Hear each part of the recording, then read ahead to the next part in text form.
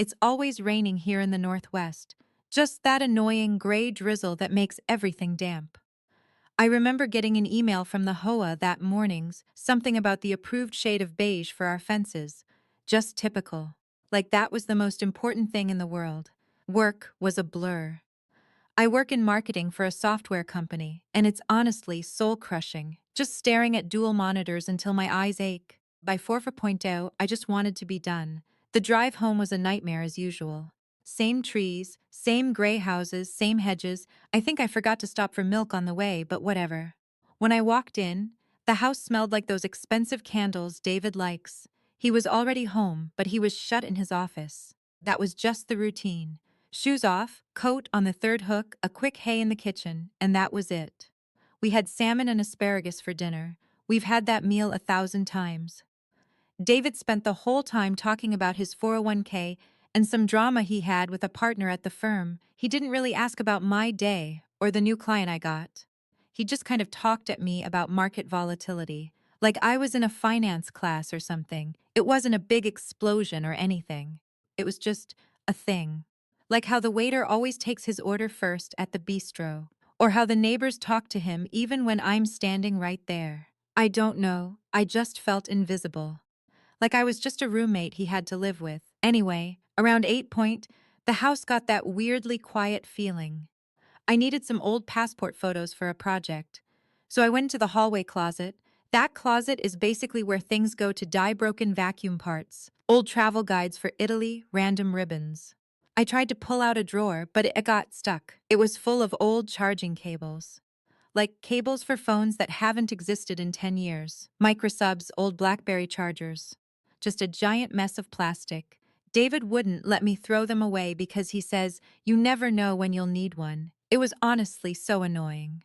Just a bunch of junk taking up space. But while I was shoving the cables aside to get the drawer open, I felt something hard at the very back. I reached back and pulled out a small black leather portfolio. I don't know why my heart started racing, but David isn't a hidden kind of guy. He's a spreadsheet kind of guy. Everything has a folder. I took it into the living room and opened the strap. It wasn't contracts or money. It was photos, candid ones. There was this woman, maybe in her early 30s, laughing. She had a red coat on, and her hair was all messy from the wind. It looked like Chicago, or maybe Toronto. She looked, I don't know, actually happy. There were more. A dinner table with wine and a candle, a hotel room with the curtains open. There was even a note on hotel stationery. It just said, can't wait to see you again. Miss you. I remembered this trip he took about 3 years ago, Madagascar. He said it was a business trip to the Midwest and that it was exhausting and unproductive.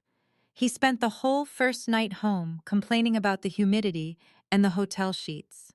Then he just went straight to the shower. The photos had timestamps. He wasn't just working, he was on dates. He was staying in hotels, and the way he looked at her in the pictures. He didn't look like the tired guy who complains about the hoa. He looked alive. There was also a burner phone in there, but the battery was dead, and a small pearl earring. Not mine. Upstairs, the shower stopped. I could hear the pipes rattling. I just sat there on the sofa with the portfolio on my lap. Everything in the house seemed normal, which is the scariest part.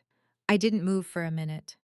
I just looked at the woman in the red coat, then I closed the portfolio, shoved it back into the back of the drawer, and pushed the cables over it.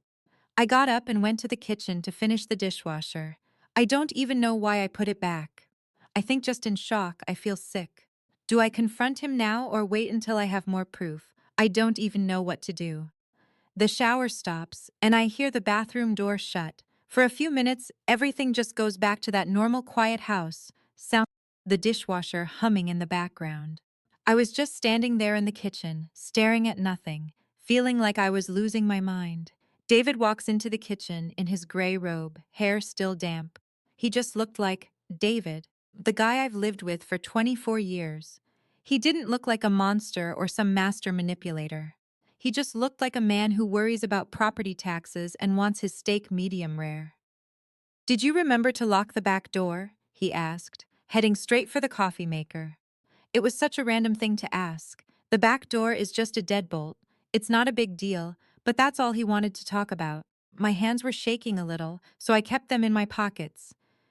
I'd already hidden the leather portfolio in the closet, under a bunch of old charging cables, but I could still see those pictures. The red coat, the way he was looking at her. David, where did you go 3 years ago in August? The coffee machine started hissing. He didn't even turn around at first, just stood there waiting for the brew, shoulders all relaxed. When he finally looked at me, he had that look, the one he gets when I ask where the remote is. The Midwest trip, Chicago and Indy. Why are you bringing that up now? I found a portfolio, I said. My voice sounded kind of thin. In the hallway closet, there were photos. A woman in a red coat. The kitchen went quiet. He just blinked at me, like I'd told him the sky was neon green. Then he gave me this little smile, that pitying look he uses when he thinks I'm being too emotional about the neighbors. Claire, what are you talking about? What portfolio? The black leather one, with the photos and the burner phone and the earring, David sighed. Like I was just exhausting him. He set the coffee pot down, clickin', stepped closer. He wasn't being mean, but he has this way of acting reasonable that just makes you feel small. You're imagining things. Or maybe you saw some old work files and got confused. You've been so stressed with that new client at the agency. I've noticed you've been off lately. It happened so fast. In like 30 seconds, we weren't even talking about a secret life. In the Midwest, we were talking about my mental state. He didn't even get angry about the photos. He just acted concerned. I saw them, David. I held them. The woman was laughing. You were with her in a hotel. I don't know where you're getting this, he said. His voice got lower, all soothing and firm. There is no woman, no portfolio. Are you feeling okay? Maybe you should take a few days off. Seriously, Claire. You're starting to sound paranoid. It's actually getting a bit worrying. He tried to touch my shoulder, and I just stepped back. It was just a reflex. He stopped, hand hanging there, and I could tell he was actually getting annoyed. Fine. If you want to make up stories and act like this, go ahead. But it's getting old. He took his coffee and walked to his office. He didn't yell or call me a liar. He just treated me like a piece of equipment that wasn't working right, and he had to deal with it. I stood there for a while, listening to the rain. The tea I'd started making had gone cold. The next few days were just weird. David acted like the fight never happened. He talked about the 401k, quarterly reports, and how we needed to prune the hedges before the HOA complained again. He was so consistent about it that I actually started wondering if I'd hallucinated the whole thing. Wait, was the fight on Tuesday? No, it was Monday, but I knew what I saw. Thursday, David had a late partner meeting, so I decided to look. I didn't go back to the closet. I went into the office. It's his sanctuary, mahogany shelves, smells like expensive paper. He keeps his passwords in a small notebook in the top desk drawer.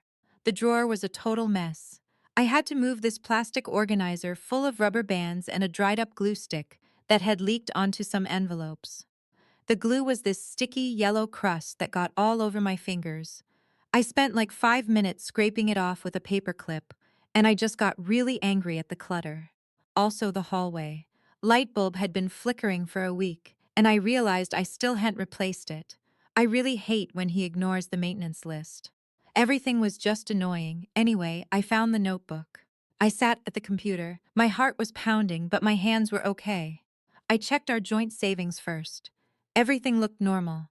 Mortgage, target runs, the usual. Then I checked the 401k. David always handled the retirement stuff. He told me it was too tedious for me, and I just believed him for 20 years. I found the login for his private account, the one not linked to our planning. As I scrolled through the history, the numbers told the story. There were withdrawals, not huge but steady. Every few months, $3,000 or $4,000 would just vanish into an account I didn't recognize. The transfers went to a separate savings account at a bank in Illinois. I sat back. The rain was coming down harder outside. I just felt this coldness. It wasn't peace, it was more like clarity. He wasn't just cheating. He was funding a whole second life. He was stealing from our future to pay for a red coat and hotels. I kept digging. I found emails in archived folders labeled Tax Prep 2019 and vendor correspondence, messages to a woman named Alina. I kept thinking about all the dinners I'd cooked, how I managed the whole social calendar, and how I basically spent my whole life catering to his needs while he did whatever he wanted. I spent years making sure he was comfortable, making sure the house was a sanctuary for him after his exhausting trips. Then I remembered a gold necklace he got me a few years back around October. I thought it was so sweet, but looking at the emails, he bought that necklace the same day. He spent $2,000 at a boutique hotel in Chicago. It wasn't a gift, it was a bribe. I spent 4 hours downloading everything: bank statements, emails, screenshots. I put them on a secure cloud drive and wiped the browser history. Around midnight, I heard his car in the driveway. I shut down the computer and went to the bedroom. I was lying there, pretending to be asleep when he walked in. He didn't turn on the light. He just sighed and started undressing. I could hear the suit jacket hitting the hanger, the click of his watch on the nightstand. "Long day," he muttered, sliding into bed. He smelled like rain and some cologne I didn't recognize as something lighter, floral. He patted my arm, just a casual, possessive thing. "We should really look into those new blinds for the guest room," he said. "The ones in the catalog. They're much more modern." I didn't say anything. I just stared at the ceiling, listening to him breathe. He thought he'd won. He thought by calling me unstable, he'd handled it. He thought I was just a part of the house, something that would never move. The rain kept falling. I closed my eyes, but I didn't sleep. I just thought about that Illinois account and the woman in the red coat. The next morning, I woke up first. I went downstairs and started the coffee, same as every day. I put the salmon in the fridge to defrost. I checked the mail and found an HOA flyer about a garage sale.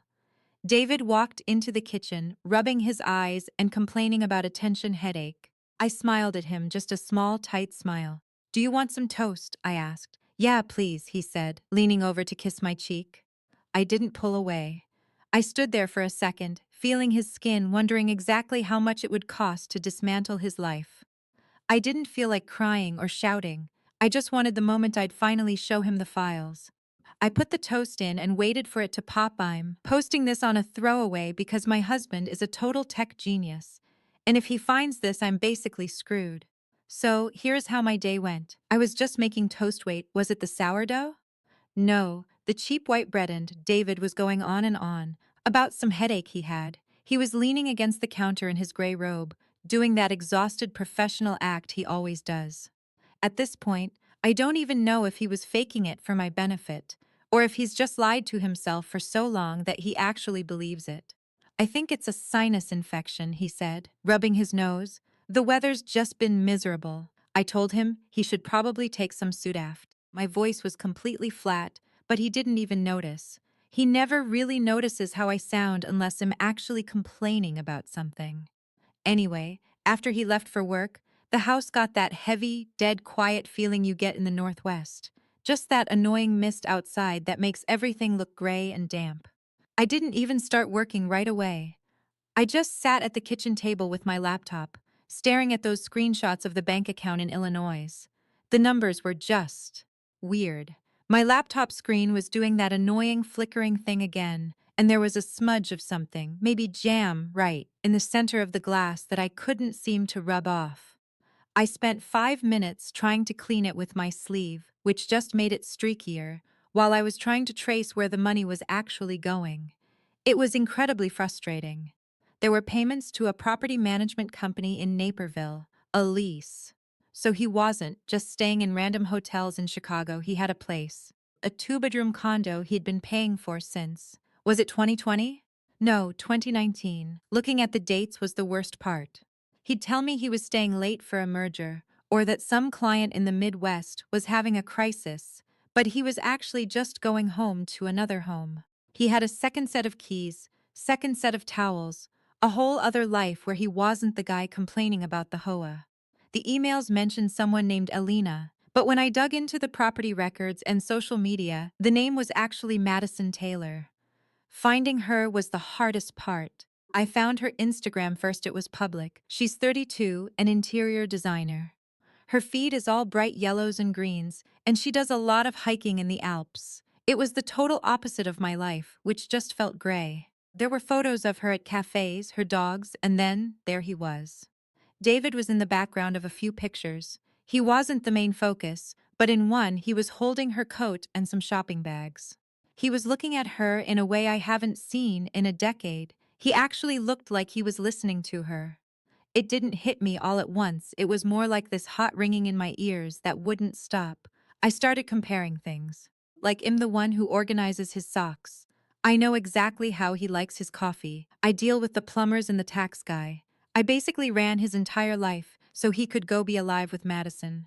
I spent a long time scrolling through her old posts from 3 years ago.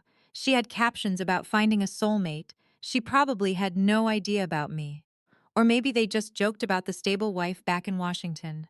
Around noon, I decided I needed the actual lease. David has this hidden folder of sensitive papers in the basement. In a filing cabinet he says is for old archives. The basement is freezing and smells like damp concrete. While I was digging through the files, I noticed the shelving unit in the corner was leaning. I tried to push it back, but the bottom shelf was jammed with old holiday decorations. Just tangled white lights and a plastic reindeer with a chipped horn. I actually spent 10 minutes trying to untangle the lights because it was just infuriating that they were such a mess. I kept thinking about how he just shoves things wherever they fit and leaves the cleanup for me. I ended up just throwing the reindeer in a box and leaving the lights in a heap. Whatever. Eventually I found the folder. It was a blue anino, actually it was manino, and it wasn't even hidden that well. He labeled it Project Midwest, like it was some kind of business deal. Inside was the lease for the Naperville condo. Both their names were on it, Madison Taylor and David Martinez. Seeing it on a legal document just felt gross. He didn't just have an affair, he had a legal partnership with her. There were letters, too. David doesn't really write as a spreadsheet and bullet point guy, but he was different with her. He wrote about feeling stifled. He called our home a place of duty and expectation. That was worse than the photos. He basically saw my care for him as a burden. The meals I cooked, the bills, the kids' school stuff from years ago, he just categorized it all as duty. He wanted to be a different man, and he used the stability I gave him to do it. There was one letter from the Fally, don't remember the exact date, but it was around when I got promoted to senior director. I remember being so proud bringing home champagne, and he kissed me and said he was happy for me. But in the letter to Madison, written that same week, he complained that my success was too predictable. He told her he couldn't wait to get back to the spark he had with her. I just sat there on the cold basement floor with the papers scattered around me. The house was dead, quiet, just the vac humming in the background, which, for some reason, was driving me absolutely insane. Everything was perfectly maintained, but it felt hollow. I thought about how I'd spent years making myself smaller. I'd anticipate his moods, keep the house quiet when he had a headache, avoid bringing up things that bothered me. I thought that was what love was, making everything seamless for him. I realized I was basically just his unpaid housekeeper. I spent the rest of the afternoon scanning everything, every page of the lease, the letters, the bank statements. I didn't just want proof, I wanted the details. I wanted to know exactly how much of our future went toward Madison's furniture and their trips to the coast. When David came home that evening, he seemed actually cheerful. He had a bottle of Pinot Noir from one of those business trips. I thought we could have a nice dinner tonight, he said. I'll grill the steaks. I just watched him in the kitchen. He was humming some poppy song I didn't recognize. He looked relaxed. He looked like a man with no secrets, or maybe just a man who was so sure of them that he didn't have to hide his happiness anymore. How was your day, Claire? He asked. It was fine, I said. I spent some time in the basement. He stopped the corkscrew halfway in the bottle. He didn't look panicked, but he paused. Just for a second, the basement, looking for something. Just tidying up. The holiday decorations were a mess. He relaxed immediately. He actually laughed. You and your tidying. I don't know why you bother with that stuff. It's just junk. He went back to the wine. He had no idea. I had his lease saved in 3 different cloud drives. He didn't see me as a threat. I was just the person who tidied the junk. Dinner was quiet. He talked about a new associate at the firm who was too aggressive and needed to be toned down. He sounded so certain about it. I wondered if he noticed the irony of calling someone too aggressive while he was stealing from his wife to pay for a secret life. I couldn't really taste the steak. Everything felt distant, like I was watching a movie of my own life. I looked at him, the man I'd been with for 24 years, and I realized I didn't know him. The David I loved was just a character he played to keep the home front stable. After dinner, David went to watch the news. I went to the bedroom and closed the door. I didn't turn on the light. I stood there for a minute in the dark, listening to the TV downstairs. I started thinking about the money again.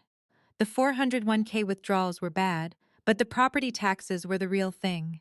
He'd been using a loophole in our accounting, calling expenses business consulting fees. He was clever, but he was overconfident. He assumed I'd never look because I'd never looked before. I almost felt bad for how much he underestimated me. He left a trail of breadcrumbs right to his front door.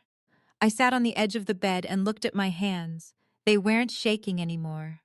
I didn't want to scream or ask for an explanation. Explanations are for people who think something can be saved.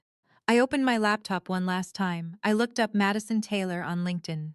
She was a partner at a small firm in Chicago, successful, admired, happy. I wondered if she knew her electric romance was paid for by a woman in the Pacific Northwest. I wondered if she'd like those mid-century chairs, as much if she knew who actually paid for them. Around 11, David came into the room. He climbed into bed and sighed. He sounded perfectly content. "I think we should plan a trip for the spring," he said. "Maybe somewhere warm, Arizona or Florida." "That sounds lovely," I said. I lay there staring at the ceiling while he fell asleep. His breathing got slow and rhythmic. I thought about the condo and the woman in the red coat. I thought about the letters and the gray life he hated. The rain kept tapping on the window. I didn't move for a long time. Eventually, I got up to brush my teeth. I noticed the guest towel was slightly crooked on the rack. I reached out and straightened it, making sure the edge was perfectly aligned. Then I turned off the light and went back to bed. I don't even know where to start with this, but I need to get it out. It was a typical Washington morning, not raining, just that annoying mist that makes everything damp. Wait, was it Tuesday? No, Wednesday. I remember sitting there in the quiet, listening to the hallway clock and the garbage truck outside. Breakfast was basically silent. David was at the kitchen island scrolling through his phone, doing that mindless flicking thing with his thumb. He was already dressed for work in a white shirt and navy tie. From the outside, I guess we looked like the dream. Two professionals in their 50s, a nice house, the kind of neighborhood where the HOA sends you a letter if your fence is the wrong shade of beige. He didn't even look up when he said, "The drainage in the backyard is acting up again. We should probably call that contractor from the valley. The ground's soaked, ill look into it," I told him. I've been saying that for 24 years. I handled the insurance, the tutors, the vacuums. I spent my whole adult life dealing with the logistics, so he could glide through everything in his tailored suits. He finally looked at me and gave me a distracted smile. "You're a lifesaver, Claire. I don't know how you keep track of everything." I smiled back. It was kind of funny, actually. He didn't know how I did it, because he never asked. He figured his life happened by magic. Once his Lexus pulled out of the driveway, the house felt heavy. I didn't waste any time. I grabbed my coat and drove downtown. The law office was in one of those boring buildings, right between a dentist and a dry cleaner. The parking lot was full of puddles. Sarah Jenkins, my lawyer, is in her late 40s with sharp glasses. She's not the type to hold your hand, she just gets results.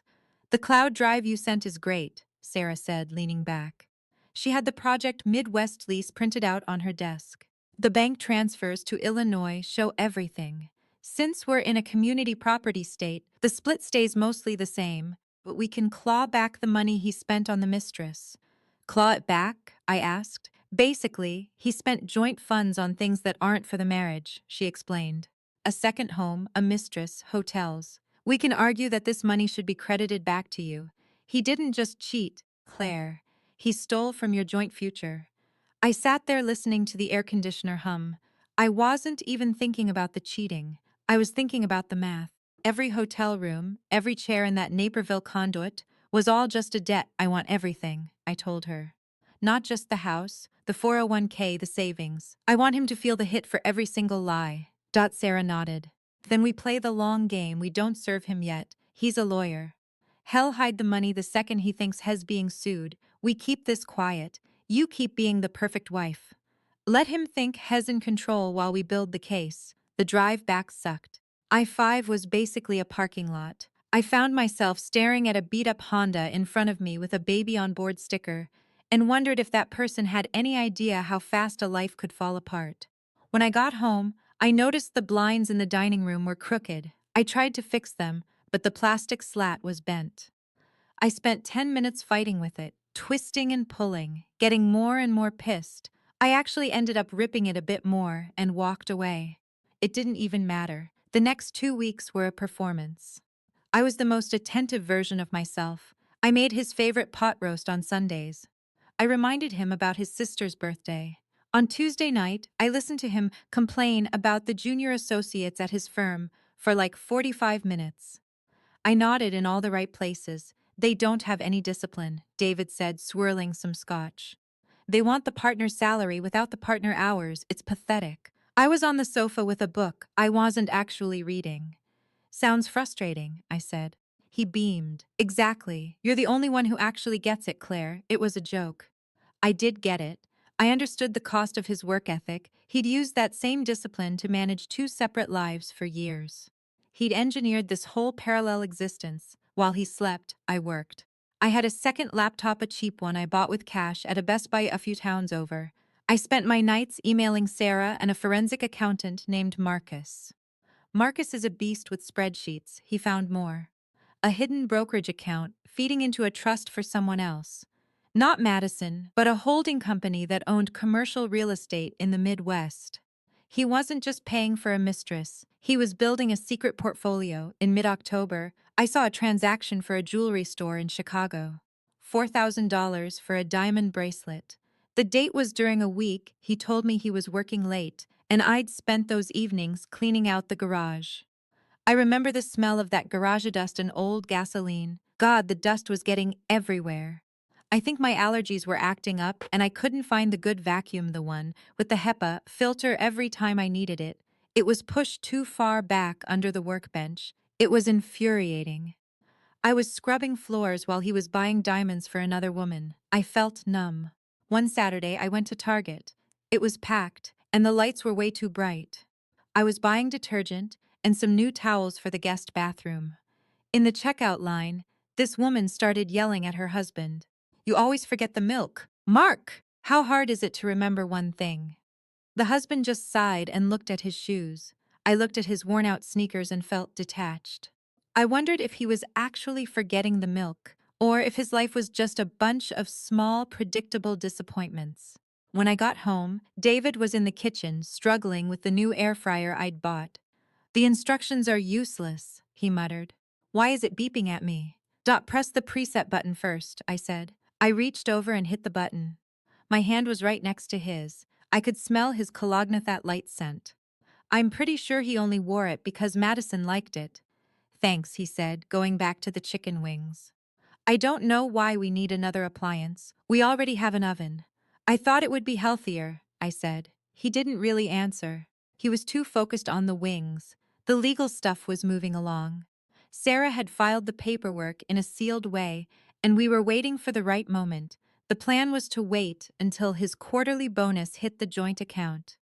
I wanted to make sure there was as much cash as possible for the division. David didn't notice, but I stopped asking about his day. I stopped fixing things. The bent blind in the dining room stayed bent. A light bulb in the hallway burned out, and I let it stay dark. "You've been quiet lately," David said one night while we were watching a documentary about Rome. "Everything okay at the agency?" "Just a lot of deadlines," I said. "You should take a vacation," he suggested. He actually sounded concerned. "Maybe that trip to Florida? Or was it Georgia?" "No, Florida. Just the two of us. Get away from the rain." I looked at him. He was leaning back in his recliner, looking totally secure. He thought he was the one in charge. He thought he'd balanced his two worlds and that I was just the steady ground he could always come back to. "Florida sounds great, David," I said. The lie was easy. After 24 years of being the supportive wife, I was great at acting. I could mirror his ego and make him feel like the center of the universe while I was calculating his losses. A few days later, Sarah and I talked about the final distribution. We have enough to secure the house and a good chunk of the retirement funds, she told me. Since he hid accounts and bought property in Illinois, the judge will likely be sympathetic. We can push for a settlement where you keep the house and get a big cash payout. What about the Naperville condo? I asked. He used marital funds for it, so you have a claim. We can force a sale or make him pay you the equity. ID suggests the latter. Let him keep it if he loves it that much, as long as he pays you for the privilege. The thought of him paying me for the place where he stayed with Madison, that's the only thing keeping me going. I wanted him to see the cost of what he did. I stopped at a coffee shop after the meeting. I got a large black coffee and watched the rain on the glass. I felt exhausted. I thought about the early years. We used to talk about the future, the houses, the travel, growing old together. I'd believed it. I'd invested everything into us, while David had just been investing in himself. My phone buzzed. A text from David, picking up some sushi for dinner. Do you want the spicy tuna roll? I stared at it. The spicy tuna roll. He knew what I liked, but not because of love. It just made the household run smoother. It was just maintenance. When I got home, the kitchen smelled like soy sauce. David had set the table with cloth napkins. He was in a great mood, humming to himself while he plated the food. I had a great call with the London office today, he said. They're looking to expand the partnership. It could mean a big bump in the year-end bonus. That's wonderful news, I said. We can really do something special with it, he continued, pouring sparkling water. Maybe that kitchen remodel you wanted. We could finally get those marble countertops. I looked at the counter's beige laminate, all scratched up. I'd wanted marble for 10 years. He'd always said it was too impractical or too expensive. Now he was offering it as a reward for my compliance. I think I've changed my mind about the marble, I said. He stopped a piece of sushi halfway to his mouth.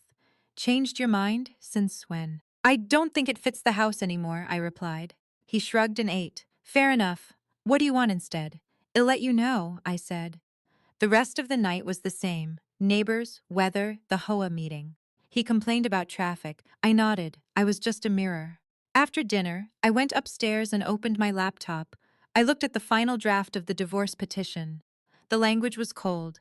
Dissipation of marital assets, willful concealment of financial information. I wondered about the woman in the red coat. If she was still in that condo, wondering why her romance was so stable. I wondered if she knew every luxury she had was stolen from a woman she'd never met. I didn't hate her. Hatred is too much work. I just felt distant. The problem was the man downstairs who thought he could have everything without paying the price. Around 10:30, David came into the room. He was rubbing his neck. I think I'm getting a tension headache again, he sighed, sliding into bed. Could you get me some aspirin? I sat up and looked at him. He looked tired. He looked like a man carrying 1,000 lies. I'll get them for you, I said. I walked downstairs in the dark. In the bathroom, I opened the medicine cabinet and poured 2 tablets into my hand. I noticed the faucet was leaking. Just a slow, steady drip. I didn't tighten the handle or call a plumber. I stood there for a minute for a second, listening to the water. Hit the porcelain, it was such a rhythmic, annoying sound. Then I turned off the light. I went back upstairs and gave him the pills.